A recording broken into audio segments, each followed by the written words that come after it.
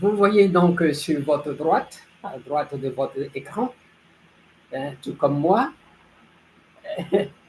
le symbole euh, je dirais, de notre situation, d'où la rupture absolue.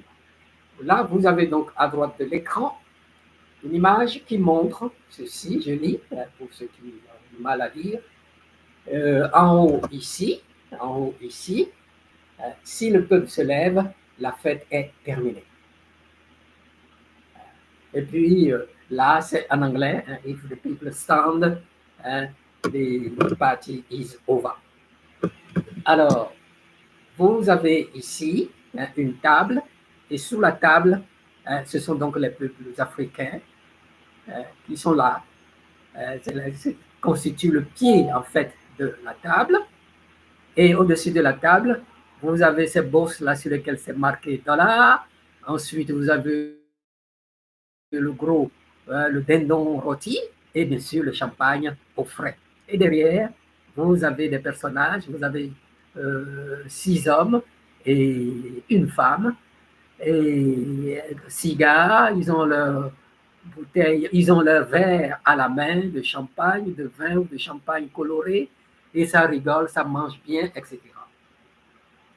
Cette image également reviendra souvent dans mes présentations.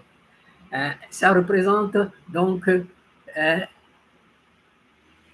les Occidentaux et leurs complices. Et leurs complices, ce sont nos propres frères, comme disent nous les Africains, nous disons. Des gens comme les Ouattara, des gens comme Yadema, Faure, etc.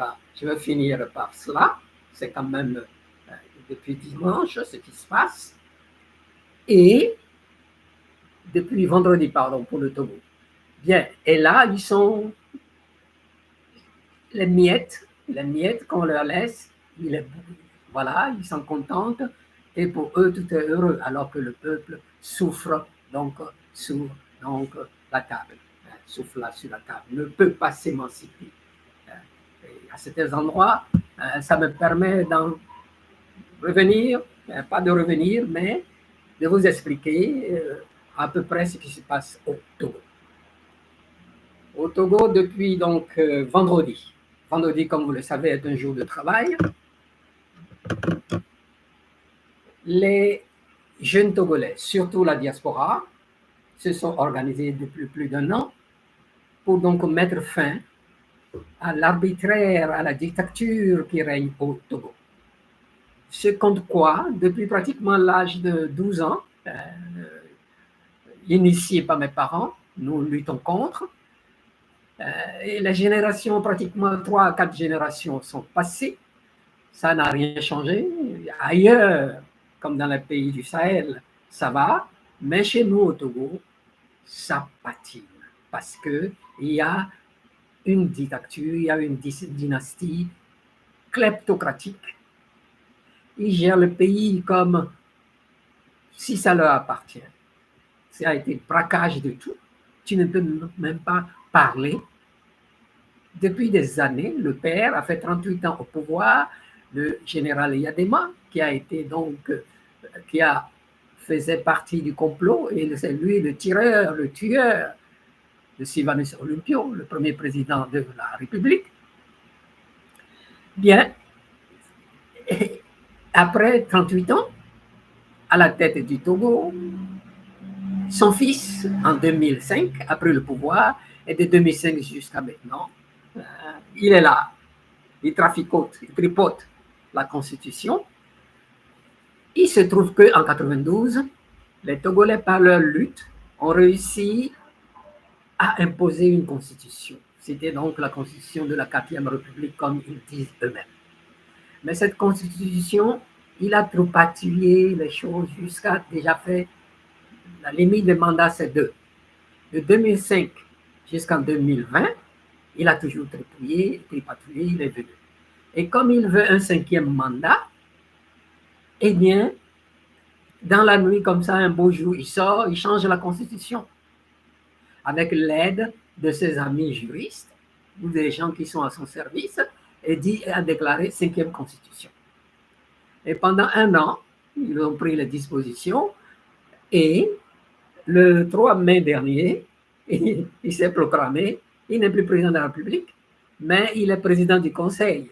Donc, bref, le Togo est passé de la constitution semi-présidentielle, de ce qui est donc du système français, à une constitution parlementaire du type de Westminster, comme dans les pays anglophones. Il devient donc président du Conseil. Lui n'est pas élu. Seuls les députés sont élus. Et président de la République, il nomme quelqu'un d'autre pour un mandat pour 6 ans. Alors que le président du Conseil est désigné par les députés que lui-même il a choisis, puisqu'on sait comment se passent les élections au Togo. Tout est truqué. Tout est truqué. Avec l'aide de l'armée, de la milice et de quelques élites togolaises. Bien. Donc, la jeunesse togolaise. Les gens entre, je dirais, 10 ans et 70 ans et plus, comme moi, on dit non, ça ne va pas. Il faut donc que ça change et que le dernier là, le passage, normalement, la Constitution dit il faut consulter. Il n'y a rien à reprocher, machin. Et que ce n'est qu'une manière pour lui de continuer à perpétuer. Il se trouve qu'après 1 an, les gens qui pensent différemment, il y a différents groupes. Ils ont réussi à faire donc ce front commun pour l'empêcher, pour empêcher dans sa dernière tentative de se perpétuer au pouvoir. Et ils sont clairs là-dessus, le Togo, eh bien, ce n'est pas une monarchie. Et depuis donc vendredi, ils sont dans la rue, désobéissance civique, ça a continué jusqu'à hier, jusqu'à aujourd'hui aussi ça a continué, et je crois, ils se sont donné 1 semaine pour le faire tomber, pour le faire partir, Jusque-là, basé sur les rapports que j'ai le rapport que j'ai, il y a eu 1 mort, puisqu'ils ont été gazés, parce que dès vendredi, ils voulaient aller à la présidence. Les manifestants voulaient donc aller à la présidence. Ils n'ont pas pu, ils les ont gazés, ils les ont chassés. Et il est à remarquer que aussi l'armée en a marre. Il y a des milices, ils payent des gens pour aller tabasser les gens, comme ça ils ont fait, ils ont tabassé. Je reviendrai là-dessus. Guy Sagna du Sénégal, sénateur de la CEDEAO, ils envoient leurs miliciens pour frapper, etc. Ça a été toujours comme ça. Et cette fois-ci, également, ils sont là-dessus. Mais il y a une résistance très forte.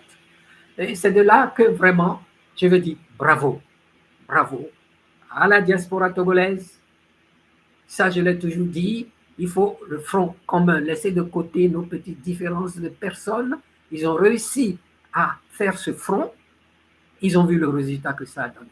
Ils ont réussi à arrêter le Togo depuis vendredi. Depuis vendredi. Et les gens sont dans la rue. Ils se relaient. Ils ont leur stratégie. Ils ont tout. Je tiens à leur rendre hommage. À leur rendre hommage pour la réussite pour une première fois. Maintenant, le problème, c'est que les partis traditionnels du Togo, en fait, sont des partis maison.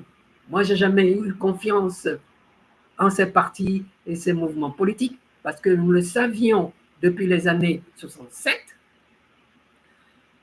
1967, on les a mis.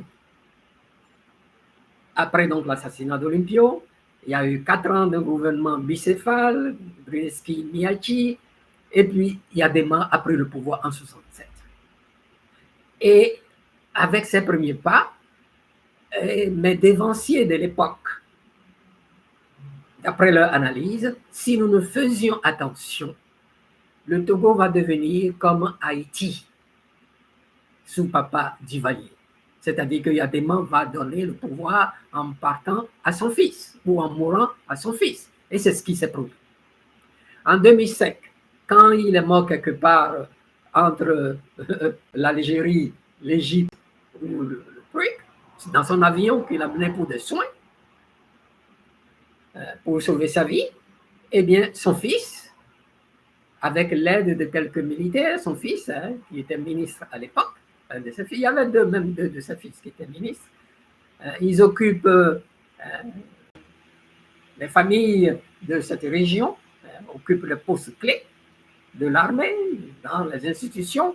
Ils ont réussi à manipuler et empêcher, selon la Constitution, c'était donc mon ami Nachaba qui devait, quand je dis mon ami, pas ami en tant qu'ami proche, mais là aussi, c'est une histoire que je raconterai un autre jour.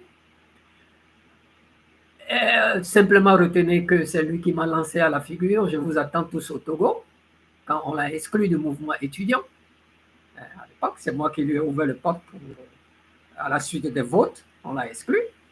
C'est moi qui lui ai ouvert la porte en tant que responsable de la section de Paris, président de la section de Paris à cette époque. Bon, je mets ça entre parenthèses. Son fils a tripoté la Constitution avec l'aide des Obasanjo à l'époque, qui étaient donc les maîtres de la CEDEAO, de Abdoulaye Wade. Il a réussi à donc s'imposer et rester au pouvoir jusqu'à ce jour. Jusqu'à ce jour. Donc, il a déjà fait 4 mandats, son 5e mandat maintenant, il ne sait plus comment faire. Et quand la CEDEAO demande, il faut qu'on se conforme au texte, ils sont 3 à refuser. Macky Sall, Houphouët, Ouattara, pauvre Houphouët. Ouattara, de Côte d'Ivoire, lui, Adema, et je crois aussi celui du Burkina Faso. Ils sont 4 à s'opposer à ce que l'on respecte les constitutions. Et il tripatouille tout, il reste au pouvoir. Bon, Macky Sall, lui, il a compris. Les jeunes sénégalais se sont mobilisés et ont pu le dégager avant qu'il ne fasse son 3e mandat. En ce moment, Alassane Ouattara essaie de faire son 4e mandat. Et là, la Côte d'Ivoire, ça va mal au plan politique. Et les jours à venir seront très sérieux. Et nous aurons le temps de revenir là-dessus. Donc, monsieur commence allègrement, depuis 3 mai dernier, donc ça fait 1 mois, son 5e mandat. Il n'est plus président de la République, mais il est président du Conseil. Voyez un peu ce qui nous arrive. Et lui n'est pas élu, il est désigné par les députés du Parlement, qui sont les députés, les mêmes gens qu'il a mis là, qui mangent dans sa main. Qui mangent dans sa main. Voyez un peu cette comédie qui se passe. Les jeunes, heureusement, ont pris conscience et depuis 1 an, ont pris leur disposition, se sont organisés, surtout la diaspora, et avec des représentants sur place, ils ont pu commencer ce mouvement. Donc d'ici le vendredi prochain, nous verrons, puisqu'ils se sont donné 1 semaine pour le faire dégager, parce que s'ils ne réussissent pas, eh bien, les gens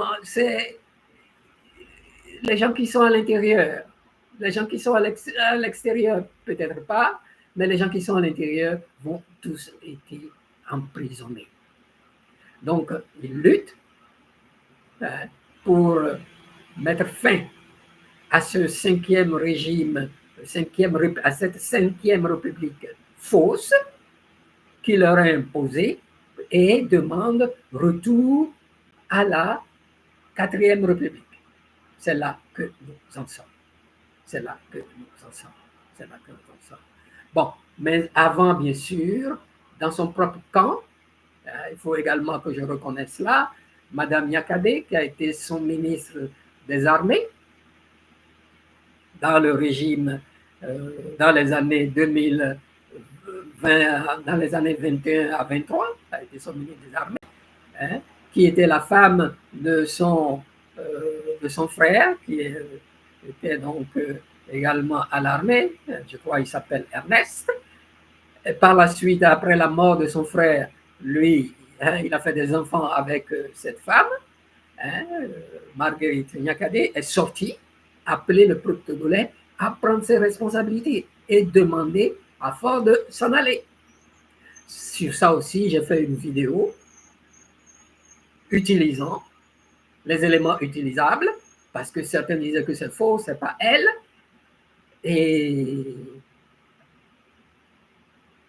le 5 juin dernier, également, elle a sorti également un autre brûlot, notre publication pour dire les Togolais, ils n'ont qu'à sortir, prendre les responsabilités pour qu'on libère Amron. Amron, c'est qui? Amron, c'est un rappeur. C'est un rappeur, il y a également une semaine de cela, à peu près une dizaine de jours, il a sorti lui aussi pour dire ça suffit. Amron est un enfant de Pia, a été également éduqué et élevé dans le camp, en même temps que les forts. Il dit ça suffit, va-t'en, ça ne va pas. Il a été arrêté et on l'a envoyé à l'hôpital psychiatrique. Amron, après donc 2 à 3 jours, sort et dit que présente des excuses au président qui s'est trompé, mais avec des signaux bien codés. Ça veut dire qu'il s'était aussi bien préparé. Alors, je dis bravo à la jeunesse togolaise. J'aurai le temps de revenir là-dessus.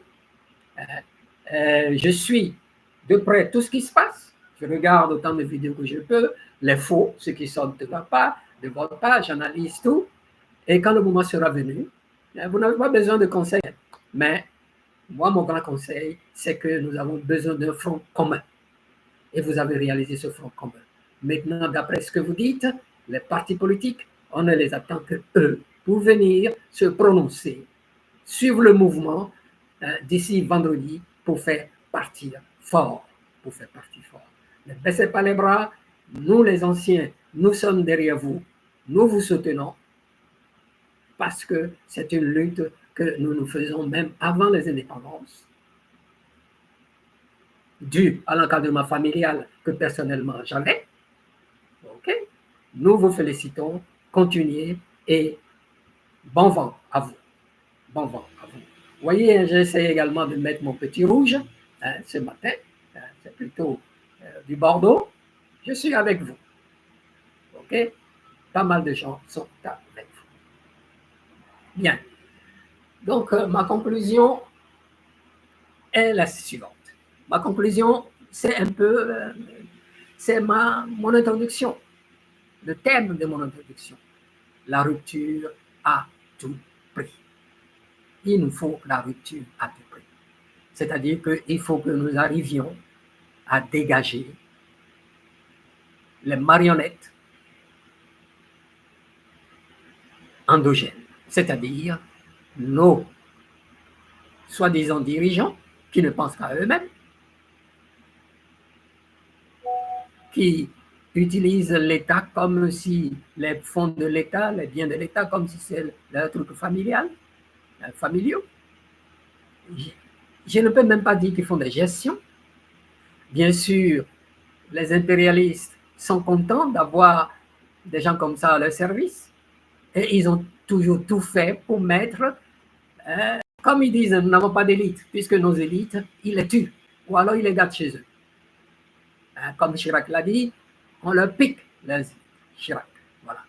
Donc, je vous remercie d'avoir suivi ce direct un peu comme ça. Les problèmes techniques demeurent.